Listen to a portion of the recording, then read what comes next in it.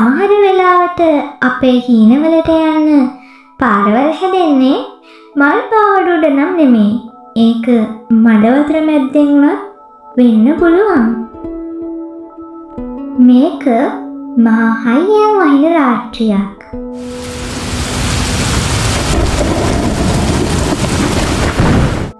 පිටත මා සත්‍යයෙන් අකුණු ගහනවා.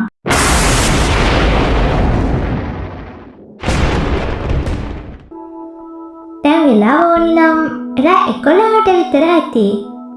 හැබැයි කසුන් නම් තාමත් හිටියේ අවදියෙන්. කසුන් කියන්නේ මේ අවුරුද්දේ ඕලෙවල් ලියන ළමයෙක්.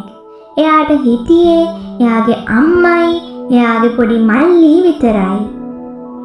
කසුන්ගේ තාත්තා එයා පොඩි කාලෙදිම පිළිකාවකින් නැති වුණා. ඉතින් කසුන්ගේ අම්මා කසුන්වයි එයාගේ මල්ලිවයි බලාගන්න ගොඩක් මහන්සි වුණා.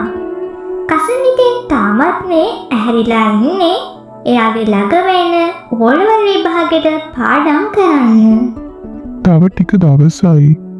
මගේ අම්මා මං වෙනුවෙන් කොච්චර මහන්සි වෙනවද? මට මහන්සිය පත්‍රයන්ට තියන්න විදිහක් නෑ. මම කොහොම හරි ඕලෙවල් වලින් ඒ නමයන් ගන්නවමයි. මම මේ විභාගේ හොඳට පාස් වෙනවමයි. එකවරම කසුන්ට ඔහුගේ කකුල් ගාව සීතලක් වගේ දැනෙන්නට වුණා. ඔහු කකුල් දිහා බලද්දී ඔහුගේ කකුල් ගාවටම වතුර ගලාගෙන ඇවිල්ලා. ඔහු එකපාරටම බය වෙලා නැගිට්ටා. අම්මේ ඉක්මනට නැගිටින්න. ගේ ඇතුළට වතුර එනවා. දෙයියනේ ගේ ඇතුළට කවදාවත් මෙච්චර වතුර ආවේ නෑනේ මයි පුතේ. ඉක්මනට අර හාල් මල්ලේ රෙදි ටික උඩ අට්ටාවෙන් තියන්න. නැත්තම් අපි ඔක්කොම ඉවරයි. කසුන් නිවසේ බඩු බාහිර ආදිය බේරා ගැනීමට උත්සාහ කරන අතරතුර ඔහුගේ පොත් බෑගය සහ පාස් පේපර්ස් පොත් ඔබේ දැක්කා. ඔහුට ඒව අතහැරලා යන්න හිත දුන්නේ නැහැ. අම්මේ මගේ පොත් ටික තව මාසයක් විභාගෙට තියෙන්නේ. ඉතින් කසුන් වතුර බැහැගෙන පොත් එකින් එක හුලගෙන උඩින් තියෙන ලෑලි තට්ටුව උඩින් තිබ්බා. වතුර දැන් ඔහුගේ දණහිස දක්වාම ඉහළ ගිහිල්ලයි තියෙන්නේ. එකපාරටම පිටුලිය විසන්දි වුණා. මුළු ගේම අතුරු වුණා. පුතේ පොත් පස්සේ බලමු. ජීවිතේ බේරගෙන ඉන්න බලන්න. වතුර වැඩි වෙනවා.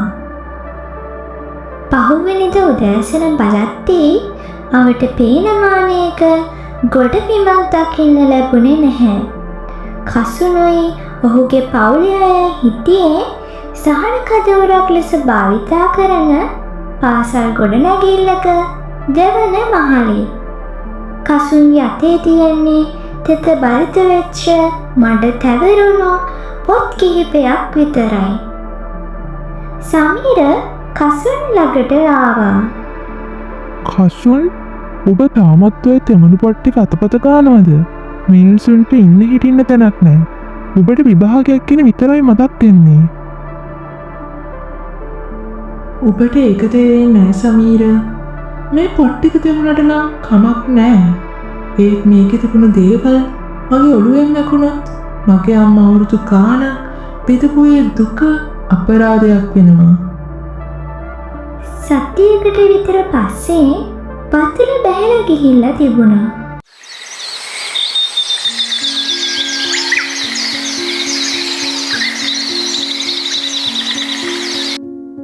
කසුන්ගේ නිවස මටෙන් පිරීලා සියලුම බඩු බාහිර ආදිය විනාශ වෙලා අම්මා හඬමින් ගේ පිරිසිදු කරන්න වුණා.